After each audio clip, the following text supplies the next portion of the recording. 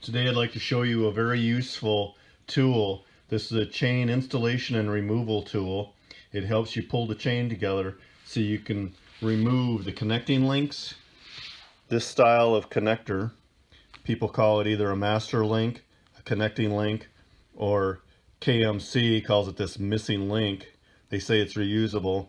A lot of times you don't want to reuse them, you want to use a new one.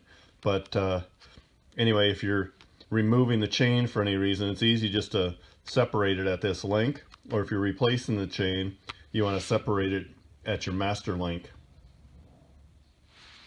This tool helps you do that. So overall length, you can see here, is about 2 inches from working end to working end. So you want to start out with a coat hanger, or an old spoke works really good. Whatever you use, it needs to be a hard wire, and the wire needs to be able to fit within your chain links. So overall, mine fits within the large link here, which is fine. It doesn't really fit very well inside the small link. An old spoke would probably fit inside this small one better than this one, but if you watch my video on how to replace the bike chain, you can see how I use this tool. And I usually use it inside the big one here. So wherever the link is at, I'll go two links away and pull the chain together so that the chain will come together like so, and then the other end of the chain comes through here. Anyway, watch my video on installing chain to see how I use the tool. We're going to show you how to make it here. Start with an old coat hanger. You can still see this one's still bent. It's okay that it's bent here. We can use that. It's already pre-bent for us. But you want to start with about a 3-inch length. Doesn't have to be precise, but you want to end up with a couple of inches here so that you have a loop when it's formed when you're making your chain. So I'm going to take either a side cutter or use the wire cutter, needle nose pliers. Either one will work. So I'm going to use this portion here. So I want it to be a little longer because you want it to have a hook in it here, and then you want it to come back. So you want to have actually 2 bends in it.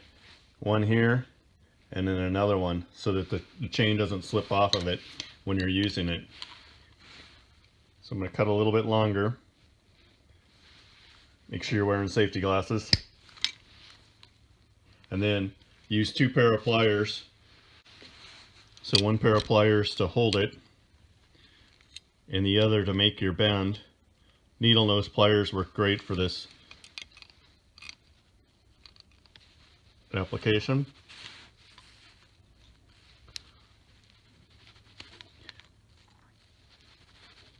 So bend that end back in so it doesn't come off. And then you want your next bend to be about here, 2 inches.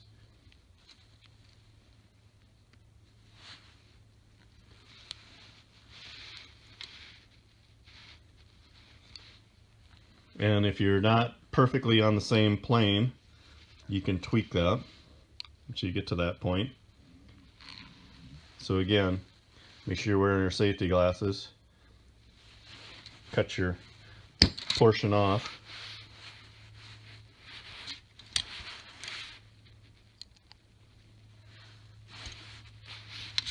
Hold it. Put your loop back in it.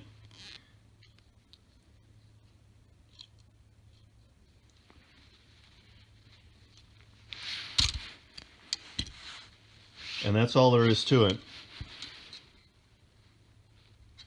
Doesn't have to be precise. So let me take you over on the bike and show you on a bike chain. And I'm going to grab the chain and pinch it so that I can work on it. And I'm going to go 2 full lengths away from my connecting link, which is here, on each side. So 2 full. Put my clip in there. That way my connecting link comes down here so I can pinch it. And I don't have the connecting link pliers.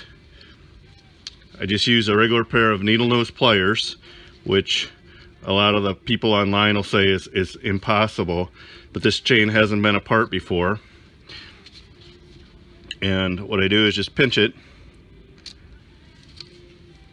See how easy it was? It came right apart. I didn't even hardly put any pressure on it, and this link came apart.